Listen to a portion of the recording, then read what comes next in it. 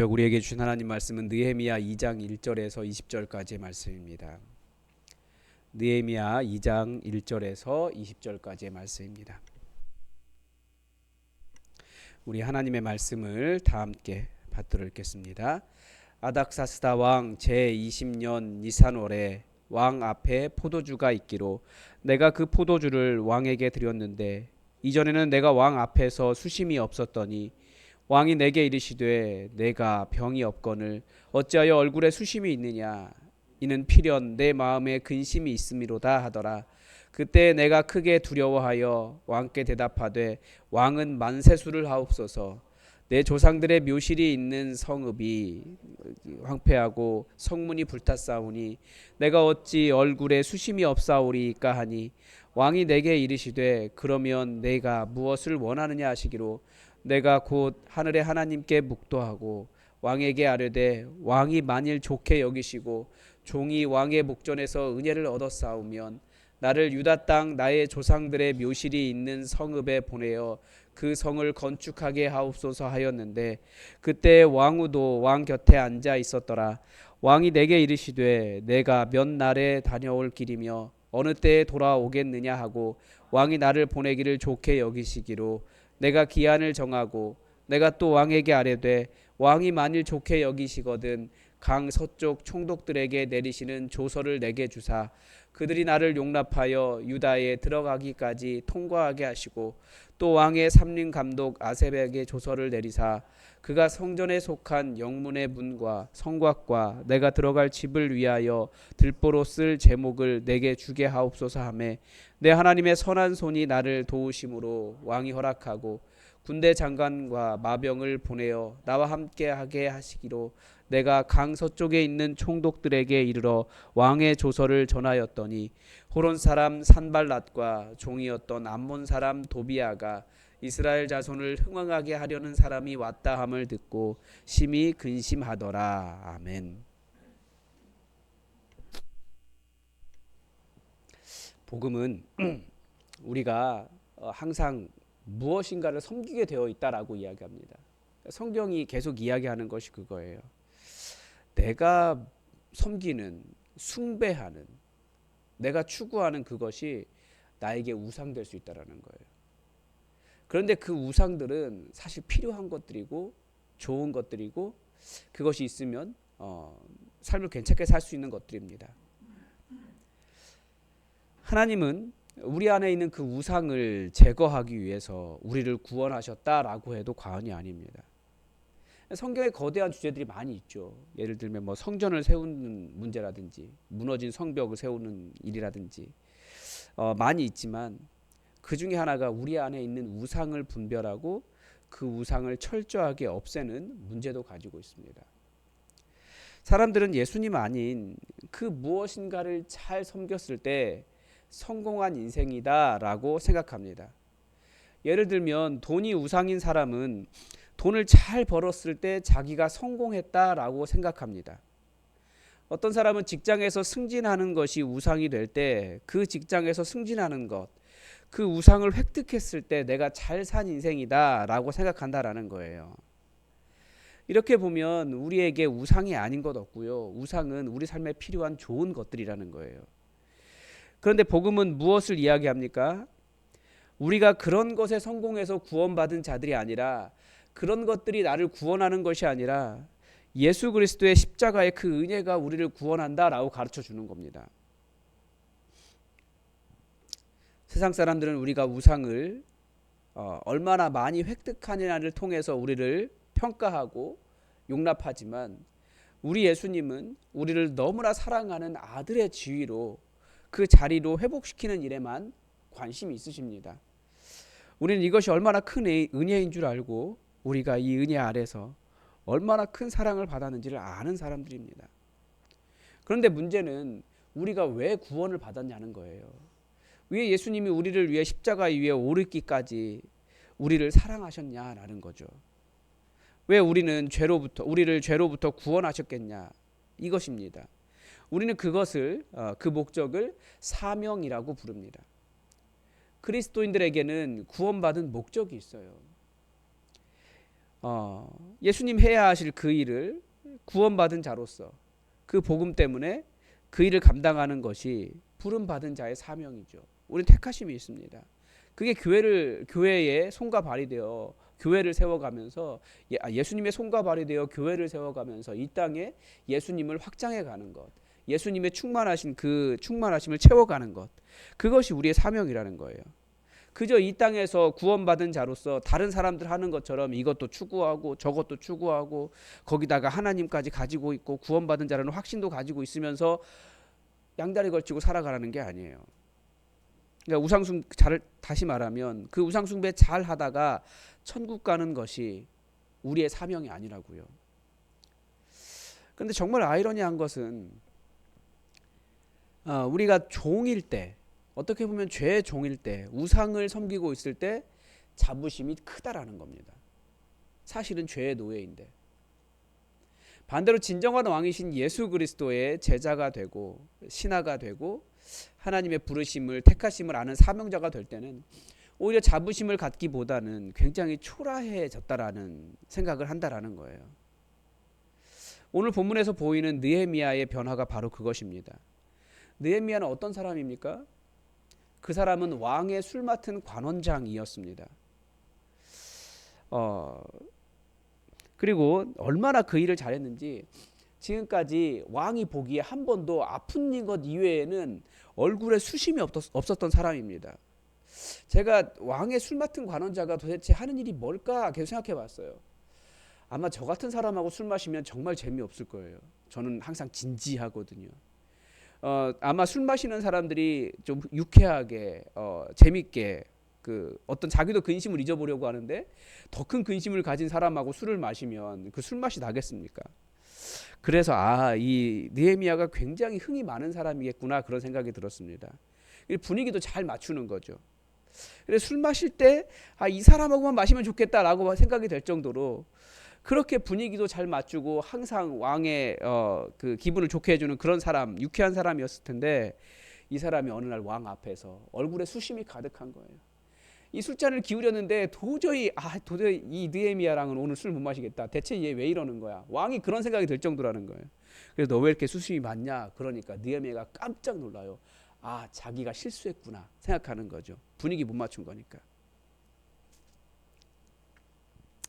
그러니까 왕의 신하로서 아주 훌륭하게 그 일들을 잘 맞춰오고 그 분야에서 성공하고 그렇게 잘 됐다라고 생각했는데 자신을 부르시는 하나님의 사명 앞에서 그 모든 것이 아무것도 아닌 것처럼 느껴지고 지금까지 왕의 신하로 성공하는 일에 목적이 있었다면 이제는 내 조상들의 도시의 성벽이 무너져서 회복되지 못한 상황을 아파하면서 느헤미야는 하나님의 사명을 아는 자가 되었더라는 거예요.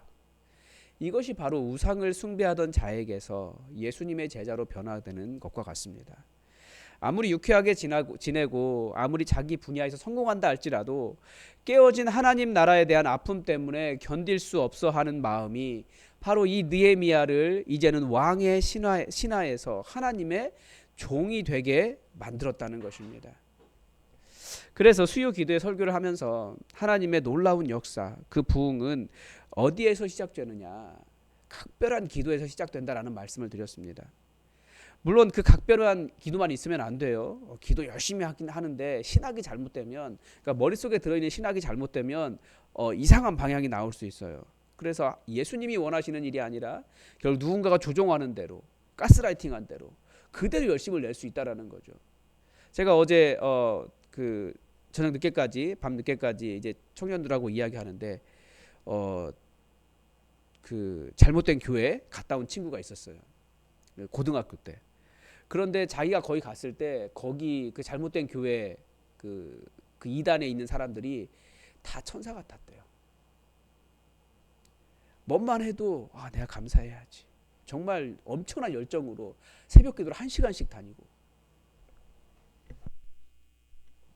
복음이라는 신학이 아니라 다른 신학, 복음이 아니라 다른 것들이 심어지면 사람들이 착하게 살 수도 있어요. 자기 생각 머리 이렇게 빼놓고 생각 빼놓고 착하게 살 수 있다고요.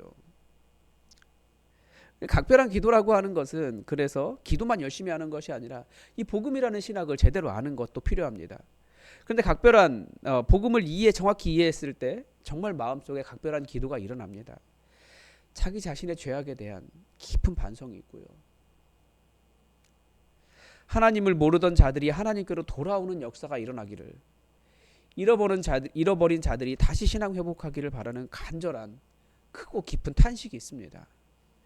그리고 하나님을 정말 알기를 바라는, 하나님을 만나기를 바라는 간절한 마음이 있습니다. 그게 이 승승장구하던 왕의 신하에서 비록 초라한 포로의 땅으로 돌아가게 되지만 그래도 하나님의 사람으로, 하나님의 종으로 살아가는 진정한 기쁨을, 만족을, 그 평안을 얻는 마음이라는 거예요. 여러분, 사람은 언제 평안할까요? 아니, 행복할까요? 사람은 자신의 사명을 알 때 행복합니다. 우상을 숭배하던 자에서 사람 기분 맞추던 것을 성공이라고 생각하던, 우상을 숭배하던 그 삶에서 하나님의 종으로 바뀌어서 하나님의 일을 감당할 때 진짜 행복해요.